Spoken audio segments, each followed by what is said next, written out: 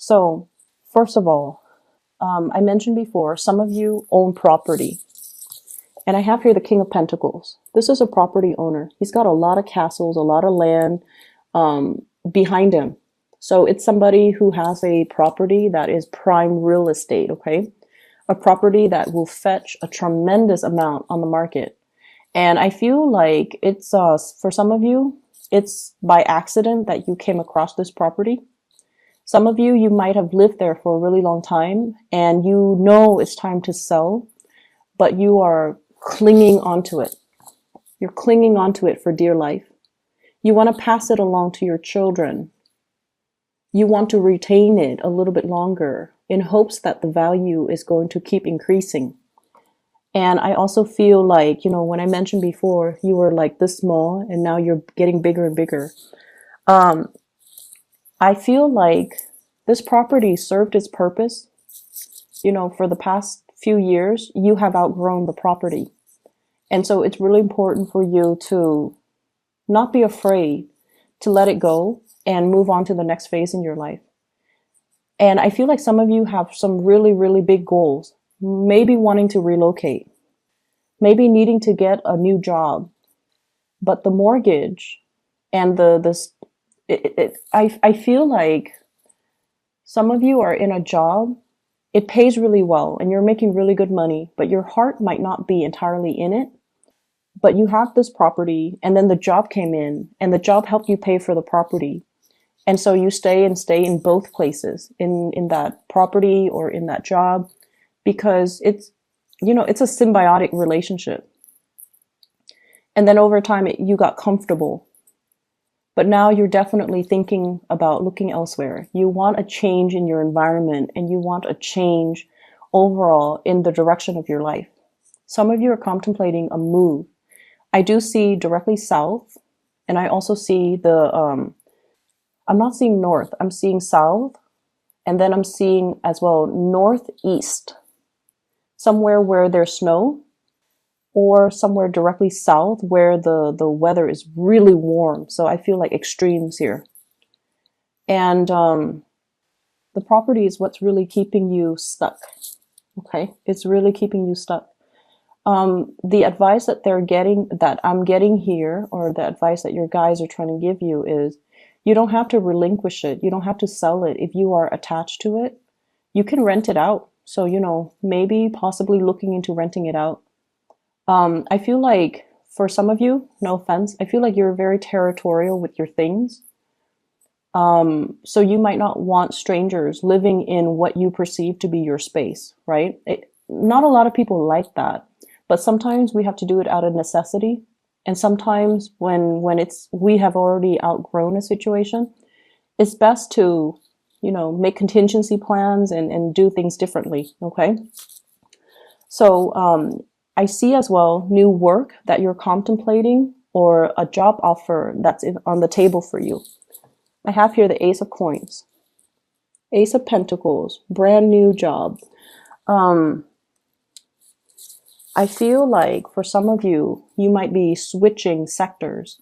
If you have been working in the private sector, you might be thinking about the public sector.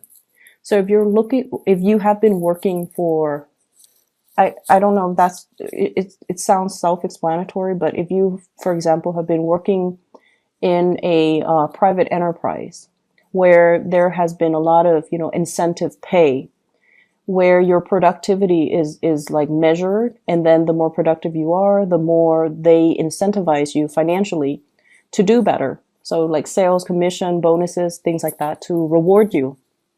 And I feel like it's nice, right, to have the bonus, but it makes the environment very competitive. And then I also see this element about aging.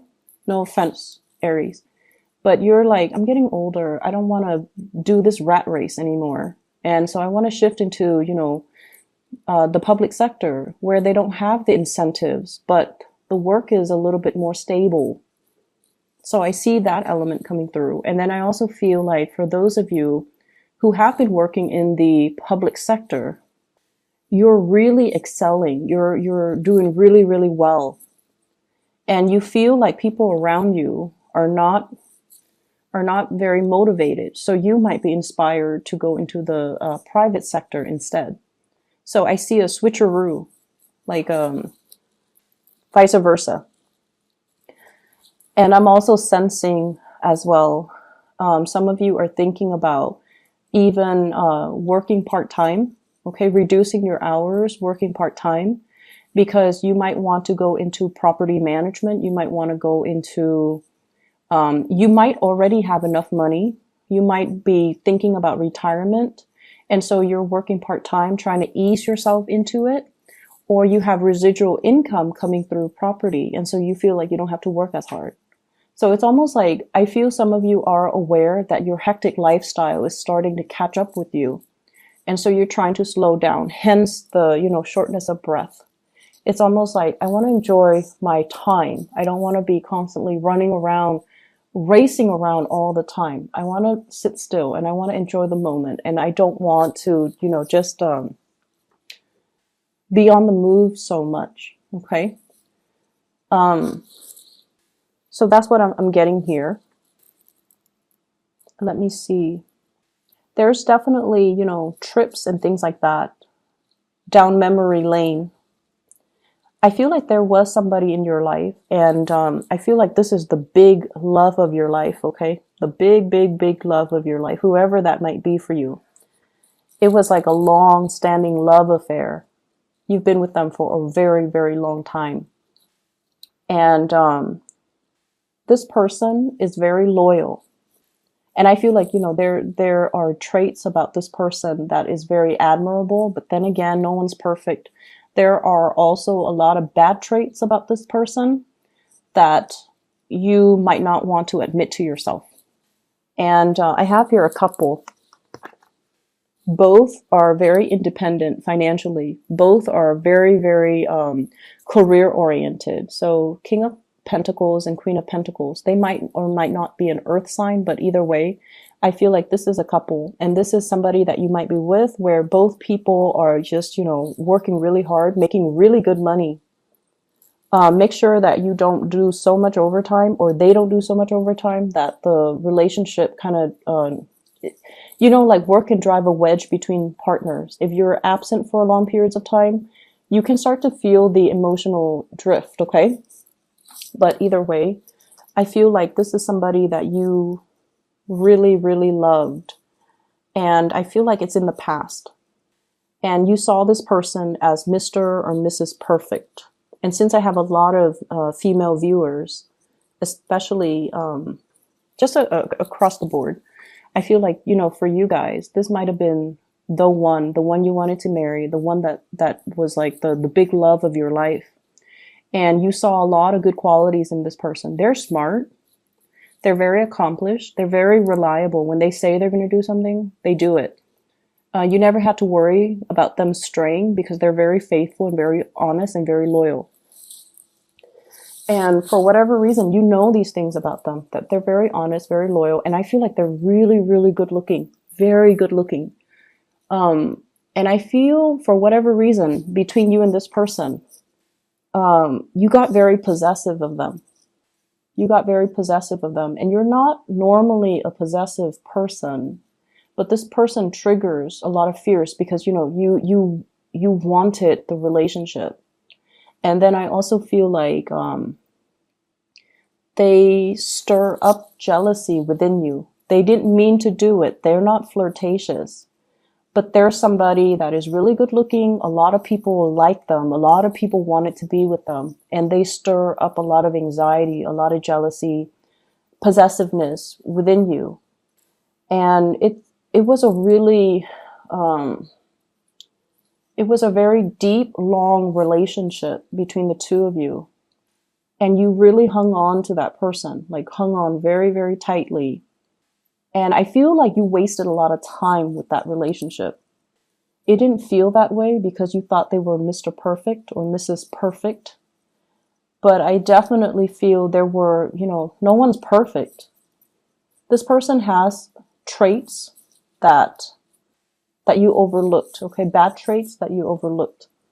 On the one hand, they could be very materialistic. They're very, very stubborn. They don't compromise, for example. And I also feel like they might have been a little bit arrogant. They might not be the most compassionate person. So they do have bad traits that you overlooked. But, you love this person. So love is blind. And I feel like you wasted a lot of time in this relationship. And some of you might have walked away from it. And this is kind of like the person that is the rubric that you use when you measure your new relationships. So let's just say, if this past person, let's just call them, let's call them Bob, okay? Now you're dating Steve and you're comparing Steve to Bob and you're like, Bob is better because, Bob is blah, blah, blah. Don't do that. Don't do that to yourself, and don't give yourself that excuse to not date, or, it's like a self-fulfilling prophecy when we start comparing our past with our future, and we're like, no, the past was better. So it just creates situations where things flop before they even get off the ground. Okay. And especially, don't let this person have that type of control or hold over you.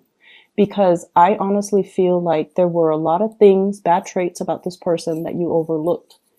Yes, they're faithful and honest, but I also feel like no one is perfect, and you're putting this person on a pedestal, and they don't belong there. They definitely don't belong there. And there were a lot of hurt feelings as a result of this person, and you held on for so long. You wanted this fantasy with this person. I have here the Seven of Cups. This is the fantasy here. And I have the Five of Cups. This is the reality. Sadness, regrets. Okay, the one that got away. You have new love coming into the picture, but I feel like you still are not over this. And so what I'm seeing, though, Aries, is when this person left the picture, they kind of shook up your world. And your ideals about marriage, parenting, love, and romance, I feel like it took a nosedive. It's almost like you don't really believe in those things anymore because this person's no longer in the picture. And the person has moved on. You're no longer in contact with them. So don't let them have that control over you. And we can't go back to the past, okay? Like I said, you started out like this, and then you got bigger and bigger and bigger. And honestly, when you were with this situation, and it could be work, or it could be this person, or it could be that property, it served its purpose when you were this small, okay? But now you're gradually getting bigger, and all of these things are no longer appropriate for you. But you're hanging on to the memory of it. You're hanging on to, the fantasy of it or the ideals of it. But you're constantly progressing and you're growing and you're outgrowing the situation. So they're really telling you, to leave it behind, okay? Leave it behind for good. If you have a property, you've outgrown it, and you feel like it's really holding you back because now you can't move, rent it out. Find other creative ways to manage it, okay? If you're in a job and, it was really stable, it helped you pay for that nice house, that nice car, whatever it is, and you feel like I've already maxed out. I feel some of you have really maxed out on your ability to get promoted, to get pay increases. You've already learned everything you need to learn. You can do the work like blindfolded. You've outgrown the situation. Allow yourself to move away and do something new. Learn something new. Okay, you've outgrown the situation. Family. I have some like troubling news when it comes to family, like agitation, things like that. And especially from a family member who might be an earth sign, Taurus, Virgo, Capricorn. Capricorn and Taurus come out strongly. Okay, family situations. And I'm hearing, can you help me babysit my kids? And it's the holiday season and they can't find a babysitter and they should have planned better. And then, or like, can you help me get a turkey? And it's the holiday season, and all the turkeys are gone. So it's somebody who's like scrambling at the very last minute and infringing upon your time. So there's that, but you're going to be very good about helping them. I see a lot of cooking with you guys, so I definitely see you're hosting something. I have here the Eight of Coins, somebody cooking something in their cauldron, so you're definitely hosting big, big parties for a lot of people. You're running around a lot. Take it easy, okay?